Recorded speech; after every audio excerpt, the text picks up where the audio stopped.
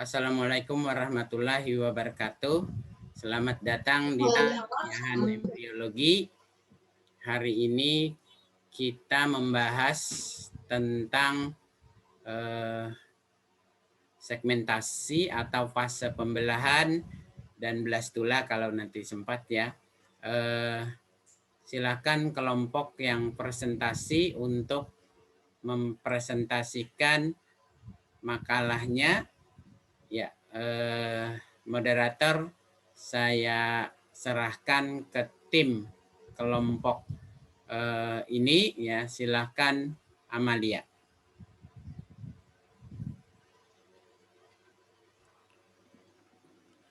Assalamualaikum warahmatullahi wabarakatuh. Selamat pagi. Yang ulun hormati Bapak Kaspul dan Bapak Bunda sebagai pengampu mata kuliah dari embriologi. Jadi kami dari kelompok 2 akan menyampaikan mengenai blastula. Kelompok 2 sendiri beranggotakan saya sendiri, Amalia Soleha Putri, ada Elva Masrurah, Lisa Yunita, Devi Triani, Hayatun Nisa, Mutia Hana Ramadan, dan Diah Dwi Kurniawati. Pada materi ini ada beberapa pokok bahasan. Yang pertama yaitu mengenai pengertian blastula, yang kedua ciri-ciri blastula, yang ketiga macam-macam blastula, yang keempat blastula pada berbagai jenis hewan, dan yang terakhir yaitu proses pembentukan blastula. Untuk materi pertama akan disampaikan oleh Diah Dwi Kurniawati. Kepada Diah dipersilahkan. Terima kasih moderator. Apa suara saya terdengar?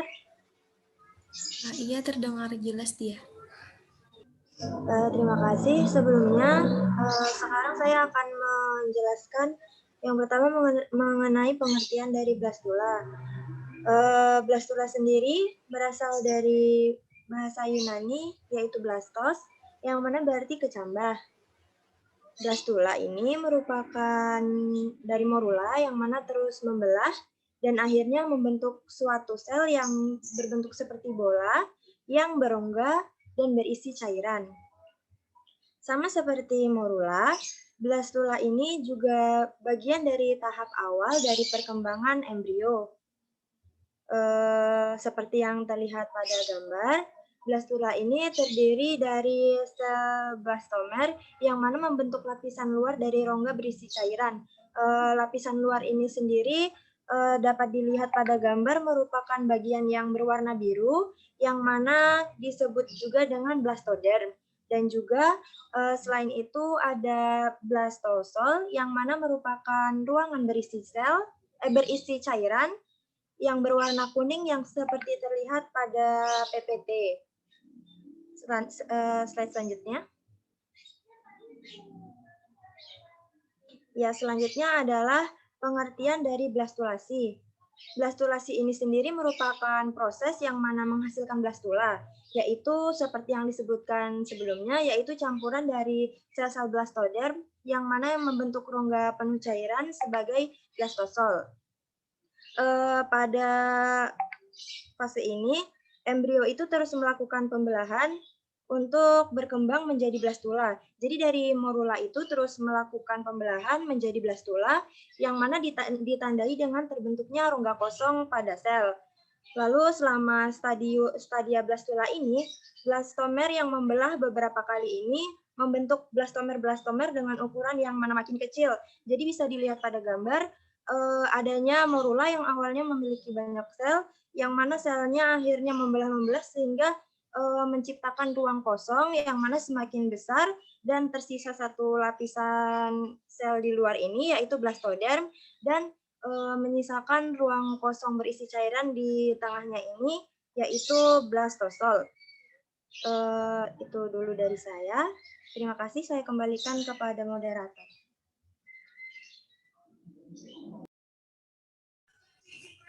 Terima kasih kepada Diah. Selanjutnya materi akan disampaikan oleh Elva Masruroh. Kepada Elva, dipersilahkan. Baik, terima kasih moderator. Apakah suara saya terdengar?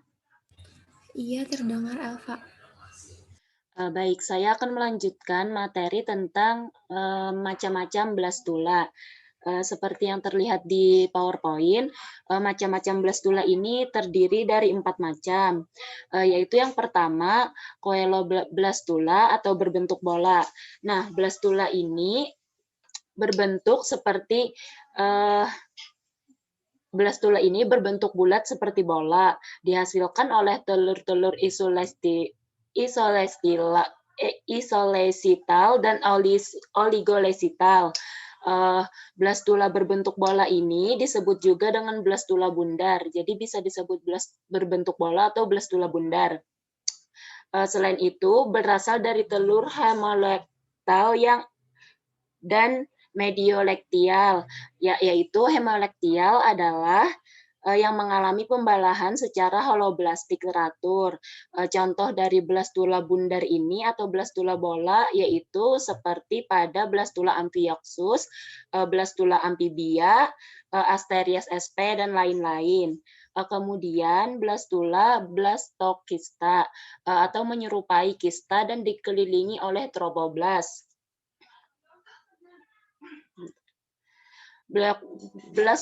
Blastokista yaitu blastola yang menyerupai kista.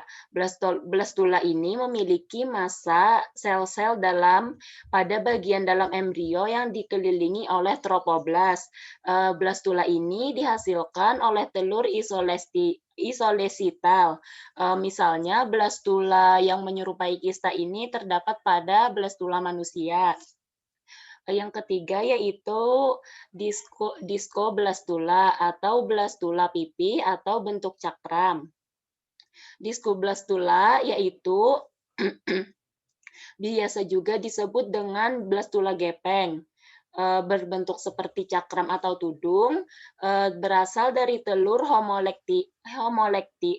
homolektital yang mengalami pembelahan holoblastik tak teratur, dan telur megalekital yang membelah secara meroblastik. Blastula cakram ini berada di atas yok atau jaringan penyalur makanan. Contoh dari blastula pipi atau blastula cakram ini terdapat pada blastula ayam, blastula ikan zebra, dan lain-lain. Selain itu, rongga blastula pipih ini terbentuk pada bagian bawah cakram atau tudung di antara blotosdik dan yok. Yang terakhir yaitu blastula berbentuk stereoblastula. Berbentuk bola tapi masif. Blastula ini berbentuk bola seperti coeloblastula tapi masif, terdapat pada Gymopionia dan gonoid. Stereoblastula ini yaitu blastula masif tanpa rongga blastula, dihasilkan oleh telur centrolesital. Contohnya blastula berbentuk bola tapi masif ini pada berbagai jenis serangga. Next, moderator. Operator, mohon maaf.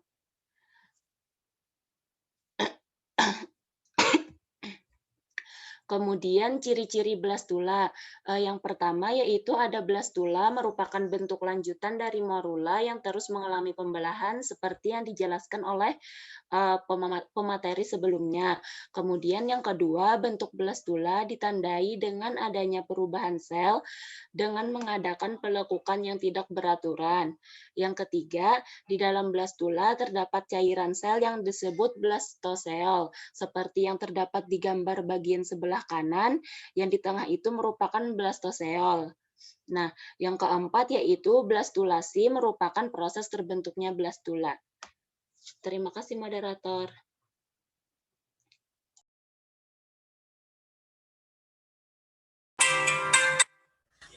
Terima kasih kepada Elva Masruroh. Tetapi sebelum melanjutkan materi selanjutnya, ulun kembalikan terlebih dahulu kepada Pak Kasto. Pada Bapak dipersilahkan.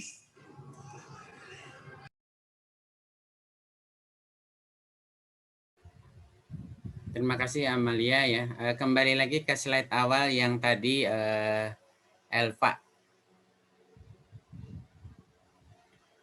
Ya. Ya benar. Yang ada seloblastula slide 6. Ya ini ya. Ya. Jadi ini tadi yang dikemukakan oleh Elva ya. Ada 4 macam blastula ya. Yang pertama seloblastula berbentuk bola, yang kedua blastokista, kemudian yang ketiga diskoblastula, dan yang keempat stereoblastula. Kemudian pada stereoblastula tadi ada terdapat misalnya pada gymnopiona ya. Jadi selo ini ya, jadi ini dari kata selom ya. Seloblastula ini dari kata selom ya, berarti ada seloblastula. Jadi artinya blastula yang memiliki rongga ya. Sesuai tadi yang sudah dijelaskan oleh Elva bahwa dia berbentuk bola, di dalamnya ada rongga ya. Kemudian tanpa massa sel di dalamnya ya, sehingga lalu disebut seloblastula dan seterusnya ya, seperti yang tadi dijelaskan oleh Elva. Silakan dilanjutkan.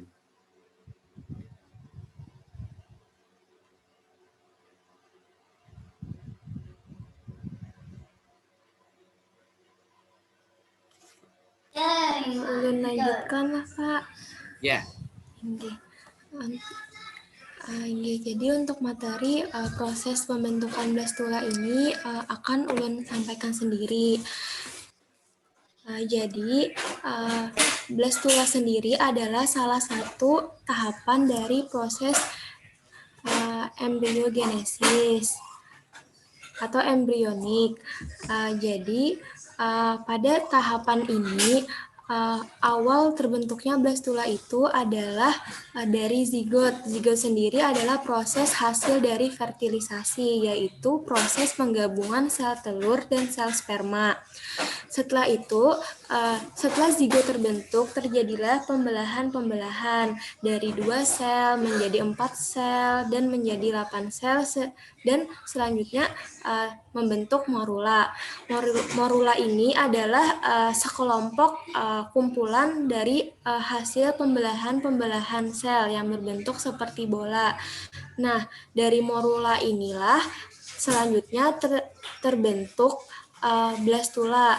Nah, blastula sendiri itu memiliki ciri-ciri hasil pembelahan dari sel morula yang membentuk rongga dan berisi cairan di dalamnya. Jadi dapat dikatakan bahwa blastula ini adalah tahapan atau salah satu tahapan dari proses embrionik.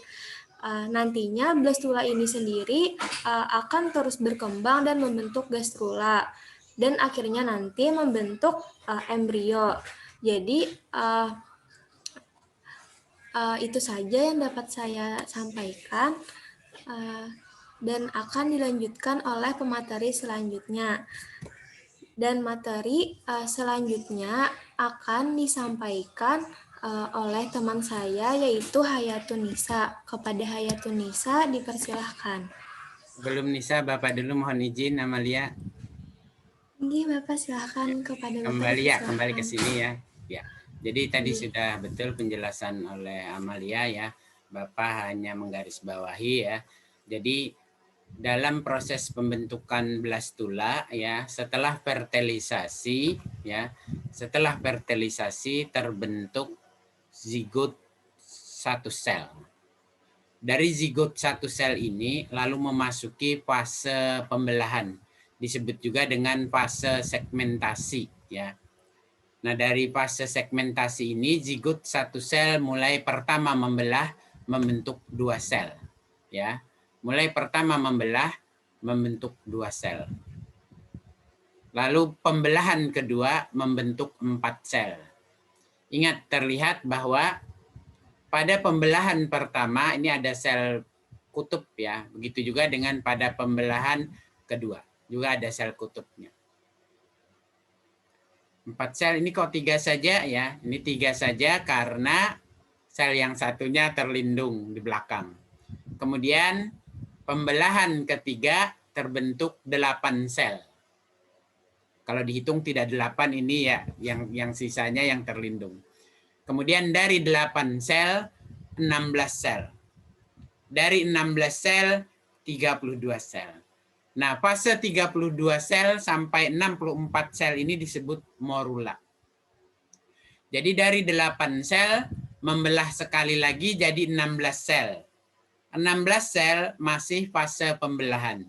Berikutnya, dari 16 sel, ya, dari 16 sel, membelah sekali lagi menjadi 32 sel. Nah, dari fase 16 sel inilah, ya, ke fase 32 sel sampai ke fase 64 sel ini disebut morula. Ya, disebut morula. Kalau gambar ini masih seperti bola ya, karena jumlah sel-selnya masih sedikit. Ini masih 16 sel ya. Masih 16 sel. Begitu 32 sampai 64 sel, maka bentuk morulanya sudah tidak beraturan lagi. Karena tidak beraturan lagi itulah, maka disebut fase yang berbentuk seperti segerombol buah anggur atau seuntai buah anggur yang bergerombol. Nah, lalu terbentuklah dari morula berubah menjadi blastula. Perubahan dari morula menjadi blastula ini terjadi melalui proses migrasi sel. Sel-sel pindah ya, dari tadi yang berbentuk seperti seuntai buah anggur dengan blastomer yang tidak beraturan. Jadi blastomer ini sel-selnya itu ya, sel-sel yang letaknya tidak beraturan mulai migrasi untuk berubah menjadi berbentuk seperti bola. Jadi kalau ada yang di ujung-ujung yang sel-selnya seperti untaian buah anggur di bawah, migrasi agak ke atas, migrasi agak ke tepi. Kemudian juga bagian-bagian dalam sel-selnya mulai menepi. Ya. Begitu mulai menepi, maka terbentuklah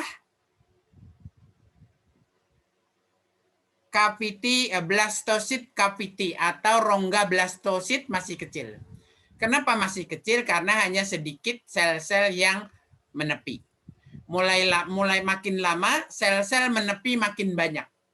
Makin lama sel-sel menepi makin banyak. Efeknya adalah sel-sel menepi yang makin lama makin banyak ini, sel-sel yang di dalam menepi makin lama makin banyak, mengakibatkan rongga di dalam blastulanya makin membesar, ya. Rongga di dalam blastulanya menjadi membesar. Nah, ini disebut sebagai fase pertengahan blastula. Ya, blastosit, mid blastosit, fase pertengahan blastula. Sementara sel-sel yang di luar masih migrasi untuk membentuk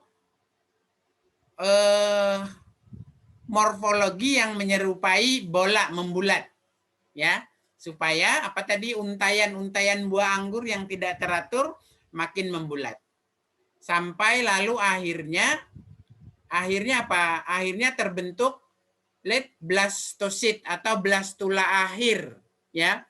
Blastula akhir dibangun oleh lebih dari 100 sel, sementara tadi blastula pertengahan 64 sampai 100 sel, ya, 64 sampai 100 sel. Selanjutnya blastula akhir terbentuk apa? Dengan makin membesarnya blastosol, ya, dengan makin membesarnya rongga blastula atau blastosol. Sementara sel-sel yang di tepi, sel-sel yang pindah dari dalam ke tepi tadi, ada daerah kutub yang membentuk epiblast. Ya, ada daerah kutub yang membentuk epiblast dan primitif endoderm ya. Jadi yang merah ini baru primitif endoderm. Karena primitif bukan betul-betul belum menjadi endoderm, hanya calon bakal endoderm. Ya, calon bakal endoderm, bakal aja belum, baru calon ya. Baru calon bakal endoderm yang disebut primitif endoderm. Ya, silakan Amalia dilanjutkan. Inggi, baik Pak. Terima kasih kepada Pak Kaspul untuk tambahannya mengenai materi yang telah disampaikan tadi. Jadi, ulun lanjutkan kepada pemateri selanjutnya, yaitu Diah Dwi Kurniawati untuk menjelaskan mengenai proses blastula pada bintang laut. Kepada Diah, dipersilakan. Terima kasih moderator atas waktunya. Selanjutnya saya akan menjelaskan tentang blastula pada hewan, yaitu blastula pada bintang laut.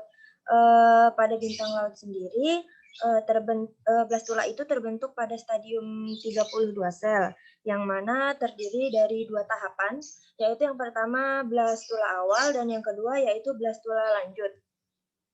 Yang pertama pada blastula awal bisa dilihat di gambar A. Pada tahap ini blastula itu tampak memiliki silia. Jadi yang seperti rambut-rambut pada sel itu merupakan silia. Lalu dinding selnya itu hanya terdiri atas satu lapisan. Sel-sel pada bagian apex di kutub anima, yaitu kutub bagian atas, itu bisa dilihat di gambar B. Di kutub bagian atasnya itu lebih kecil selnya daripada di bagian pada kutub vegetatif. Kutub vegetatif itu yaitu kutub yang ada di bagian bawah, bisa dilihat di gambar B. Lalu pada kutub vegetatif itu bisa dilihat ada yang di dalamnya itu ada bagian kecil-kecil yang bulat-bulat itu merupakan sel-sel mikromer yang mana kelak itu akan berkembang menjadi mesenkim primer. Mesenkim primer ini sendiri merupakan jaringan yang mana asal mula dari perkembangan jaringan ikat pada tubuh yang mana berasal dari mesoderm, yaitu lapisan tengah pada embrio. Rongga pada blastulanya itu juga besar dan terdapat pada bagian tengah embrio, yang mana pada stadium blastula lanjutan ini sendiri terjadi beberapa perubahan, yaitu antara lain lepasnya sel-sel mikromer ke dalam blastosol.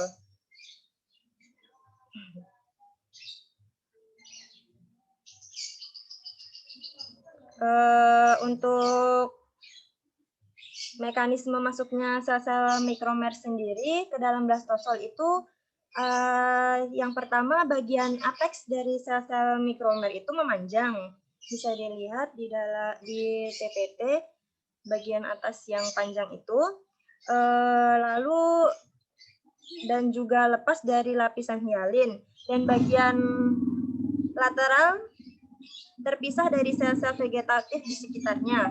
Lalu sel-sel melintasi lamina basalis yang mana masuk ke dalam blastosol. Di dalam blastosol, sel-sel tersebut mengalami reorganisasi membentuk sel-sel mesenkim primer. Itu dulu dari saya kembalikan kepada moderator. Terima kasih. Terima kasih kepada Diah Dwi Kurniawati atas materi yang telah disampaikan. Jadi untuk materi selanjutnya akan disampaikan oleh Hayatun Nisa mengenai proses blastula pada Amphioxus. Kepada Hayatun Nisa dipersilahkan. Moderator, apakah suara saya terdengar? Iya, Hayatun Nisa terdengar. Baik, ini saya akan melanjutkan blastula pada Amphioxus. Seperti yang sudah dijelaskan sebelumnya bahwa telur Amphioxus itu bertipe oligolesetal dengan pola pembelahan holoblastik radial. Blastomer-blastomer yang dihasilkan selama proses pembelahan embrio Amphioxus berukuran relatif sama sebagai hasil proses pembelahan yang sinkron dan teratur. Dengan demikian, maka proses pembelahan pada embrio Amphioxus dapat dijadikan pola dasar bagi proses pembelahan embrio hewan lainnya. Blastula pada Amphioxus terbentuk sejak stadium pertumbuhan 8 sel. yang mana suatu rongga terbentuk di antara makromer dan mikromer, dan rongga tersebut akan semakin jelas terlihat pada stadium 64 sel. Rongga tersebutlah yang dinamakan rongga blastosol. Dengan bertambahnya pertumbuhan, rongga tersebut semakin besar. Struktur yang demikian ini maka nantinya dinamakan blastula. Terbentuknya proses ini setelah fertilisasi adalah 4-6 jam. Pertumbuhan akhir blastula berlangsung setelah embrio mencapai lebih dari 200 sel. Pada fase blastula amphioxus tersendiri, bentuknya itu bola, disebut juga blastula bundar. Itu saja dari saya kembalikan ke moderator.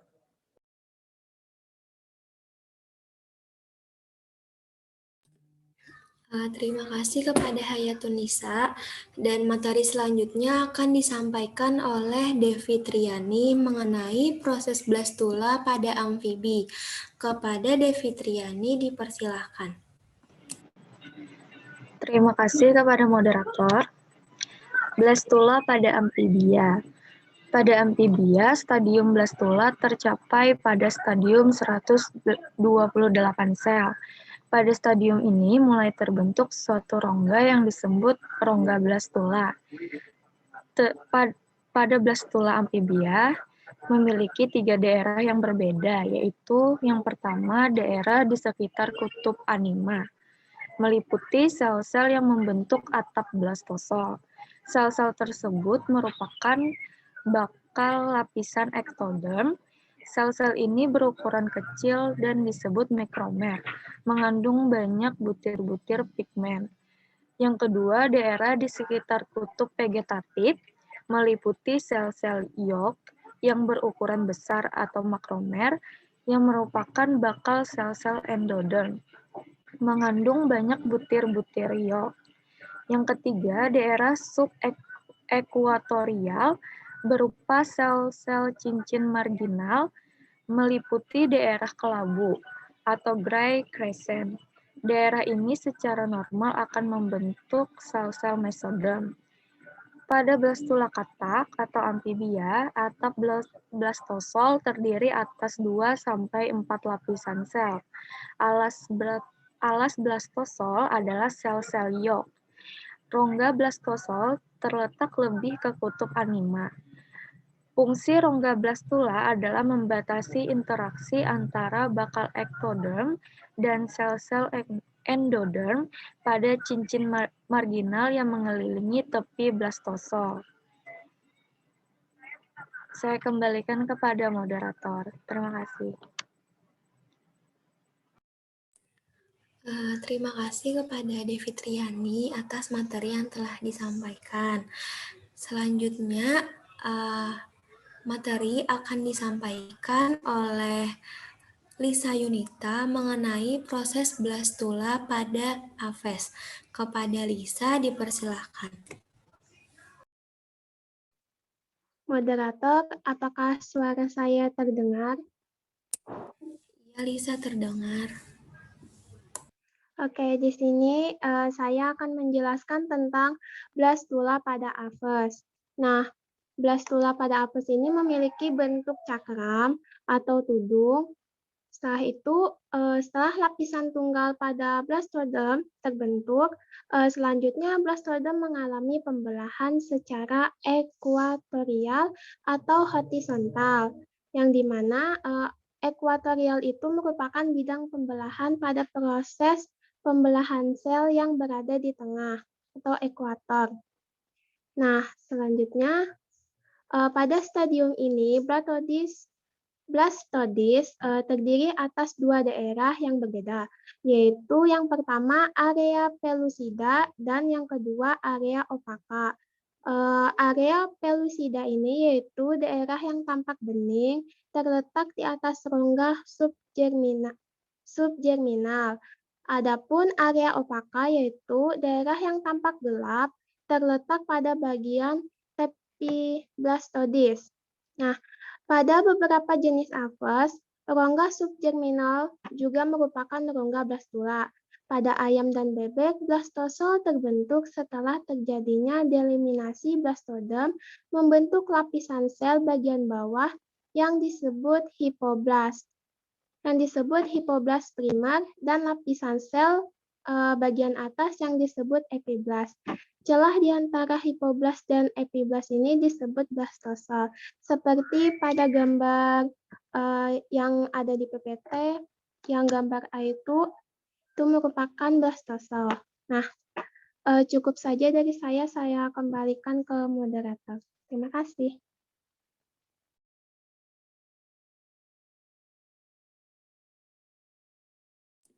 Terima kasih kepada Lisa Yunita. Jadi ini merupakan materi terakhir. Jadi materi ini akan disampaikan oleh Mutia Hana Ramadan. Kepada Mutia, dipersilahkan. Baik, terima kasih moderator. Sebelumnya apakah suara saya terdengar dengan jelas? Terdengar Mutia, tapi agak kecil suaranya. Kalau sekarang terdengar lah. Terdengar, tapi masih kecil Mutia suaranya. Oke. Sebelumnya Bapak Ulun minta maaf karena Ulun masuk di 2 perangkat karena kamera Zoom Ulun bermasalah. Selanjutnya saya akan menjelaskan materi blastula pada mamalia. Jadi blastula pada mamalia itu disebut blastokista, di mana blastokista itu terdapat sebuah rongga yang berisi cairan yang dikelilingi oleh selapis sel pada bagian tepi yang disebut tropoblast atau tropektoderm. Pada bagian dalam embrio ke arah kutub anima terdapat sekelompok sel-sel dalam atau inner cell. Terlihat pada layar yang berwarna kuning itu adalah inner cell atau bakal embrio. Selanjutnya, tropoblast merupakan bagian ekstra embrio yang kelak membentuk selaput korion dan turut serta dalam pembentukan plasenta. Sedangkan massa sel-sel dalam akan berkembang menjadi embrio yang sesungguhnya. Kemudian, adanya rongga-rongga blastula memungkinkan untuk berlangsungnya gerakan morfogenik atau reorganisasi sel-sel embrio pada stadium perkembangannya. Selanjutnya, pada mamalia, fertilisasi berlangsung pada ampula opiduk. Zigot yang terbentuk bergerak menuju uterus sambil melangsungkan pembelahan. Pada saat stadium blastula, embrio siap untuk mengalami implantasi. Sambil implantasi, blastula akan berkembang dan sementara itu terjadi plasentasi pada jaringan tropoderm dan jaringan endometrium induk. Di layar terlihat yang di ujung yang bersekeliling ini adalah toptoderm atau bakal yang nantinya akan menjadi bagian plasenta. Toptoderm ini tumbuh berkeliling di antara blastulanya itu. Sekian dari saya kembalikan kepada moderator. Terima kasih, Mutia. Jadi, itu saja materi yang dapat kelompok kami sampaikan. Jadi sebelum memulai sesi tanya-jawab, Ulun kembalikan terlebih dahulu kepada Bapak.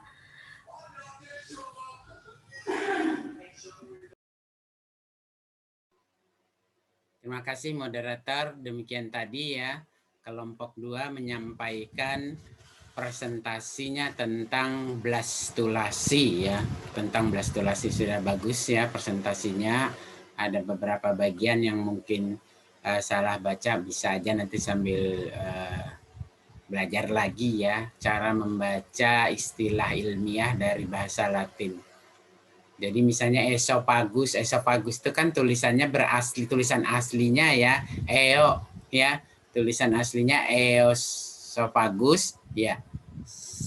Selom itu tulisan aslinya ceolom ya. Jadi nanti bisa makin terlatih nanti makin mudah Anda ya. Hanya kurang familiar aja ya. Nanti kalau makin lama makin mengenal istilah-istilah ilmiah dalam bahasa Latin yang ada istilah-istilah di biologi. Ya. Terima kasih kembali ya, terima kasih sekali lagi. Ya. Ini nanti videonya saya upload di YouTube ya. Bagi Anda yang ingin mengulang atau ada hal-hal yang kurang jelas, bisa menonton lagi di YouTube, tapi fakultatif aja ya, tidak wajib ya. Hanya bagi yang merasa kurang jelas pada saat perkuliahan kita ini, silahkan menonton lagi di YouTube-nya, di channel biasa yang Bapak kirim ya.